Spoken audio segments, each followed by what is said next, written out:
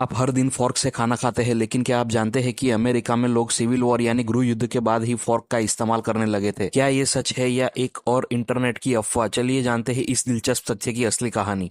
कई viral video और blog में दावा किया जाता है कि अमेरिका में 1865 से पहले लोग ज्यादातर अपने हाथों या चाकू और स्पून से ही खाना खाते थे और फोर्क एक विदेशी चीज मानी जाती थी। फोर्क का आविष्कार यूरोप में बहुत पहले हो चुका था और 1600 तक इटली और फ्रांस में यह लोकप्रिय हो चुका था, लेकिन अमेरिका में यह बहुत धीरे धीरे लोकप्रिय हुआ। 20वीं सदी के अंत तक कुछ अमीर घरों में फोर्क इस्तेमाल में आने लगा था। अमेरिकन सिविल वॉर 1861 और 1865 के बाद जब इंडस्ट्रियल प्रोडक्शन बढ़ा और व्यापार बढ़ा, तब फोर्क जैसी चीजें आम लोगों तक पहुंचने लगी। तब तक लोग चम्मच और चाकू के साथ ही संतुष्ट थे, इसलिए यह कहना गलत नहीं होगा कि फोर्क का आम प्रयोग अमेरिका में सिविल वॉर के बाद ही तेजी से बढ़ा। इतिहासकारों का मानना है कि फोर्क अमेरिका में सिविल वॉर से पहले मौजूद था, लेकिन सीमित मात्रा में।